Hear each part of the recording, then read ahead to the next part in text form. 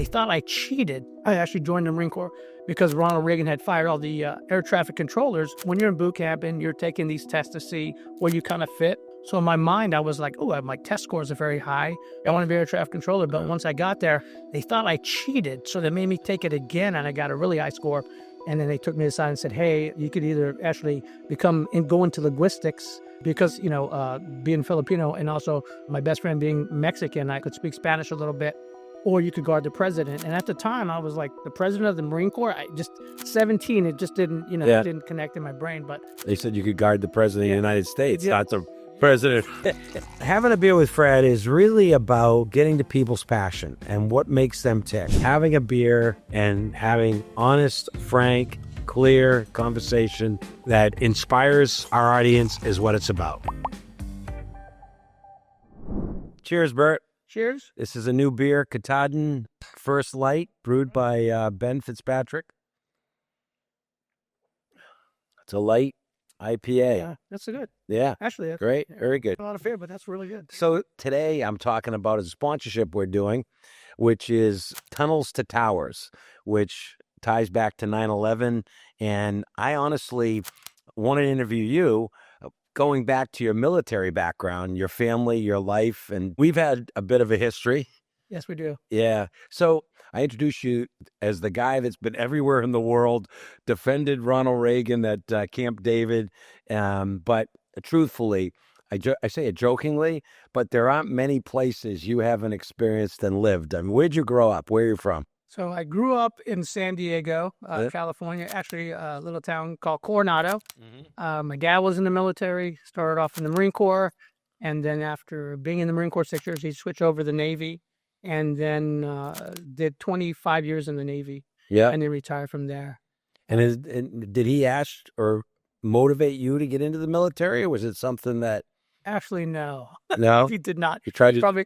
No, he didn't really try to talk me out of it, but I think growing up, I was that kid that wanted to surf. I wanted to skateboard. That really wasn't my thing. A Southern Cal guy? Yeah. I was actually I was throwing rocks at the SEALs while they were training in Coronado, so that wasn't really my... You trying to outrun them? Well, we just threw rocks at them, and then they couldn't chase us. But I think the biggest thing where I actually decided to start thinking about it was I had a mentor of my best friend's dad who was an actual colonel in the Army, and I was working for him selling skateboards, vans, at a swap meet. What year was that? That was 1978. Swap meets were big back there in San Diego. I remember that. But I was selling skateboards, boogie boards, just to make some extra money to do that. But I noticed that, with him, everything was very organized. And also with him, we were the first ones there. Mm-hmm. Back then you didn't really have a spot. You had to be the first one there to get the best spots. All right. I would get up, believe it or not, like at 4:30, 5 o'clock in the morning. Yeah. And we would be the first one in line. The swap meet didn't open till like 7. But, I learned a lot of, from him about So discipline. You got the calling in 1979 and you enlist, or what did you do? I was in school and, I wrestled. I was kind of like the social butterfly in my family. All my sisters very bright. All went to college. Yeah. And I got in a little bit of trouble. A little bit of trouble. I was actually going to school in Vegas, of all places. Yeah. So I was told that either I could join the service or I could go to... Was this a judge that told you that? Or correct. That's a judge. You stayed in front of the judge. Young man, I think the military needs your services. Yeah. So it wasn't that, get nothing like felon, but he was like, you're going... It's not on your record anymore. Right. No. You're just going down the wrong path. Right. I think this is a great idea. So I actually came home and I remember telling my dad, like, oh, hey, guess what I did? I joined the Marine Corps. And he looked at me like I was crazy, so... But, once I got there, I took it as a challenge. Most people are, they come in the yellow buses and everything. My dad dropped me off at the gate. Okay. So I was there like 6 hours before everybody got there. So they got to mess with me a little bit. Yeah. I came in with swim trunks on. I had an actual earring and I don't know what I was thinking, a lightning bolt because I was, the surfer kid. And I had a pair of Varnays on. And when they opened up the gate, I remember the drill instructor taking off my Varnays and just crushing them with his boot. And so I sat there and, they knew that my dad had been in the service, but okay, they got your history. Absolutely. But I played off like I was just like any normal. He enlisted when he was in the Philippines, or when he was? That's correct. Yeah, Yep. my dad came from the Philippines. I remember him being a decorated guy. I remember you being at either a service or some. Funeral, actually. Yeah. And, yeah, my dad, that's the one thing, he when he came here to the United States, he wasn't a citizen, but he became a citizen, being in the military. And it meant just a lot to him to become an American. And Right. And, joining the military and him being, my dad being very strict. Right. Really, at the time, you're like, oh gosh, this guy, whatever. But he put a lot of discipline in us. So, when you're in boot camp and you're taking these tests to see where you kind of fit. Yep. I actually joined the Marine Corps because Ronald Reagan had fired all the air traffic controllers. So in my mind, I was like, oh, my test scores are very high. Could be an aircraft. I want to be an air traffic controller. But once I got there, I took the ASVAB again. They thought I cheated, so they made me take it again, and I got a really high score. And then they took me aside and said, hey, you could either actually go into linguistics, because being Filipino and also my best friend being Mexican, I could speak Spanish a little bit, or you could guard the president. And at the time, I was like the president of the Marine Corps. 17, it just didn't, didn't connect in my brain. But as we went through, and they said you could guard the president of the United States, not the president. So I called my dad and I said, hey, what do you think of this? And it's what it's called is the Yankee White program. Now, and even though you might be selected at first, if I were not to get the clearance, they shuffled me back into the fleet, meaning I couldn't take the bonus in the air traffic control. I'd be a grunt. Nothing wrong with that. Yeah. But it's the way of, really taking the best of the best and making sure that, you fit in that realm. We laugh about it now, but back in those days, there was no cell phones. Right. So some of the stuff we did was pretty crazy, but there was a cell phone. You survived it. Yeah, we survived it. So take me from start to when you actually retired from the military. After going to Camp David with that clearance, I was able to land a lot of jobs that I probably wouldn't have landed. I still, after I got out of there, I did a little bit of, in the Maryland National Guard for a little bit, but it was tough because, did you actually spend some time with Ronald Reagan? Yeah, we at Camp David, yes, absolutely. What was his nickname for you? Well, everybody up there called me Pineapple, but because being for Hawaiian, right? Right, exactly. Yeah. But I was lucky because his steward was Filipino. Right. With Ronald Reagan, he was not just the president; he was a person. Yeah. Like when he had a Christmas party, I remember everybody would say, "Oh, he's going to give you Christmas cards," and most of the presidents would have it stamped. He actually signed your name. Yeah. And he wrote on it. And when he would be up there, he would take his time and talk to us. Yeah. It wasn't something he had to do. He wanted to do it. Him and Nancy were very, very genuine. Yeah. Any Marine that was up there, we talk about it all the time. So you'd stay right at Camp David? Absolutely. Yeah. Yeah. When you're. Where did you go after that in your service? And then after that, like I said, I took a couple of duty stations. And because of that clearance, it helped me out. We got to work with the State Department a lot. And some other agencies, and it was good for me, not just because of that, but I got to meet a lot of people. One of the most interesting people that I had met during that time was Arthur Blank and Bernie Marcus. Okay. Yeah. At the time, they only had one store. Right. Home Depot. Yeah. Home Depot. Yeah. They only had one Home Depot. Well. And they went to the same synagogue as a gentleman by the name of Jim Rosenbush. Jim happened to be Nancy Reagan's chief of staff. Okay. And he knew that we couldn't go home for Christmas. And being so far, he invited me to go to Atlanta, and I actually got to meet those guys. And to this day, of course, Bernie passed away, but to this day, I have been lucky enough that I got to work for them part time, and just a lot of people. Yeah, I've met a friend of yours, Mr. Sullivan. Yeah, I've gone through, and met out of the Secret Service for 7 years. Secret Service guys. Class act. Yeah. Well, it seems like I'll throw you now. You've worked for me now for how many years? We met 12 years. 12 years, and you ran the Sea Dog in Bangor, right? And then you came to Florida. We spent some time at the Clearwater Sea Dog, right. And then you've evolved, and I throw you into anything. People go, boy, I like that Bert, man. He just gets it done. So everything from the beach to Beacon, coordinating the donations to the food trucks, which we lost in the hurricane, but and we share passions. We share a passion for sports.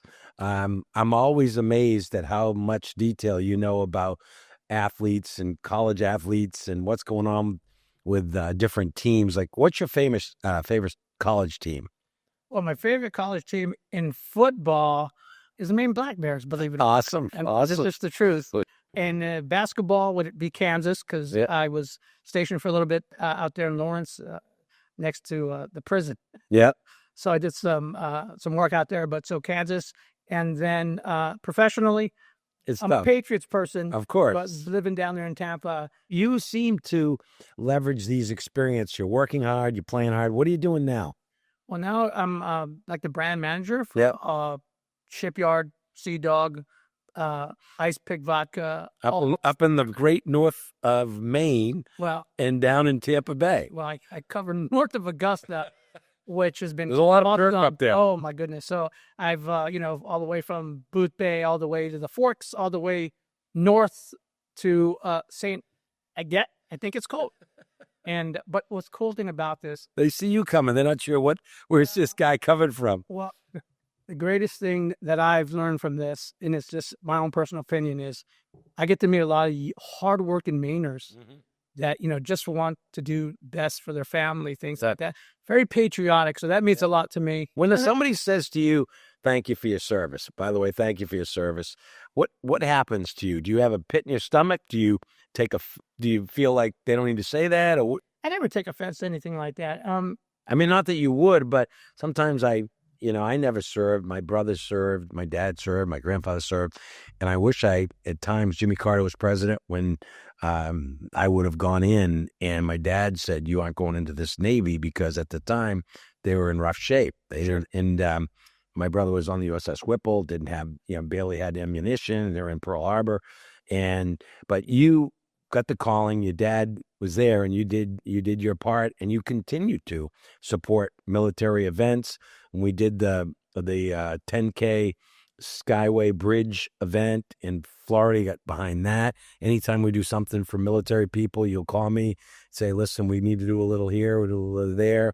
I know with the American Legion that got hurt, two or three of them that got damaged, you donated your time, you went and fixed up some of the American Legions down there. So you've continued to go above and beyond and support your brothers in arms, and it's a great thing. So, well, I did, when people would thank me, it's just like selflessness. I'm happy and I'm lucky to be an American. I know it sounds corny, but I've been in some places that people don't get the chance to, to drink or fresh water. It's just crazy. Right. So I think that a lot of, we take for granted a lot of things that we get every day. Right. So for me, it's, it was my calling, I think, just to help, others. And I'm lucky to work for a company that continues to do that. I mean, one of the first things that I heard about you before I even took the job was, that your parents ran a veterans home, the first one in Maine.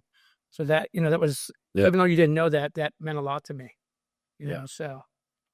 Well, I'm excited about supporting this Tunnels to Tower, because 93 cents on every dollar goes back directly to military families, to first responders, to others, and which is a astounding number when you look at the fundraisers they do, the money they've raised. I'm just learning a little bit about it because we've gotten exposed to it recently. August 30th of this month in Portland, there's going to be a race.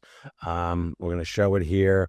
I don't know if you're available to come down, but it's there's a lot of local support that's building for that, and we're going to support that event. There's going to be an after party here at Shipyard, and we're going to try to raise as much money as we can to help. And we do a lot of those type things, a little bit here, a little bit there, but just exposing it is one of my goals, is to make people aware that here's a great cause that people can get support, and a great deal of the money goes directly to the purpose. Yeah, it's Tunnels to Towers has been around for a while, and it's one of the better foundations.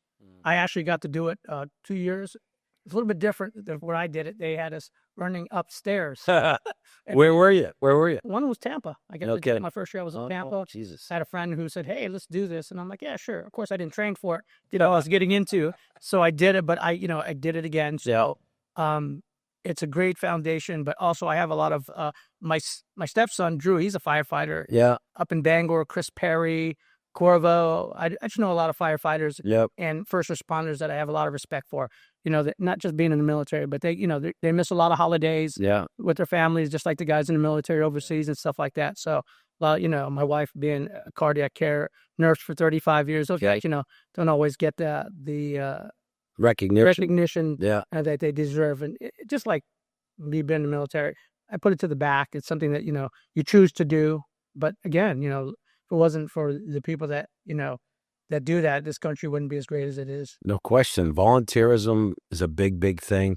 Also, giving your service. Also, people that support those people. Wives, kids. Absolutely. They've sacrificed a great deal, and so it's nice that we can do that. In your total military career, what moments stand out the most to you? Good-wise was when we did an economic summit meeting in Williamsburg and was able to meet Margaret Thatcher, D'Estaing from France, Hirohito from Japan, Fox from Mexico, Helmut Kohl from Germany. So no kidding. Yeah. So we did a lot of security things, of course, being with the Reagans, but that stands out because even though you do security, let's say at Camp David, you're guarding the president, right? You start dealing with other, heads of states. Yeah. Then, it's just it's at a different level. Yeah. The worst thing I would say was, it is still today, is when veterans come back and don't get the help they need. Mm-hmm. Yeah. There's a lot of effort that's needed to make people aware. Right. And I don't want to get political, but, I think lots of times when veterans come back, especially young veterans, yeah, who come from, they've been shielded all their life, and next thing they're put into a place where they have to make, life decisions in a split second, and they see things they've never seen before. And then I think when they come back, they're not taken care of well, as well as they should be. A lot of them need advocates or people that can help because they don't know where to go sometimes too, right? But absolutely. Yeah. And a lot of I know that you don't want to. Right.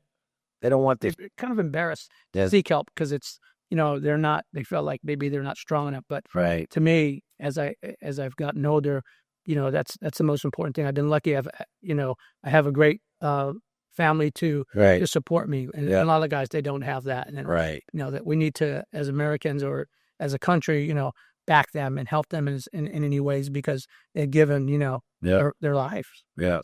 Yeah. No question. I mean, and then also lightening the subject a little bit. You have a daughter that is kind of a celebrity. She has a beautiful family, and she's an influencer of sorts, right? Yes, she's done an incredible job. She's from Maine, and she lives up in the Bangor area. And what she has done in the last 7 or 8 years. What's her name, or what? How does the public know her? Instagram, it's Ms. Riley Jade. She built this from the ground up. And she's killing it, right? She's doing well. Her husband actually got into it now. Oh, did he really? He's like, Dad, fitness is what is it. He's doing. He's a great guy. I met him a few times now at the tailgate, and she's just a class act. Yeah. And the thing about that is, I think, even when she first said she was going to do it, I'm like, how hard can this be filming? Right.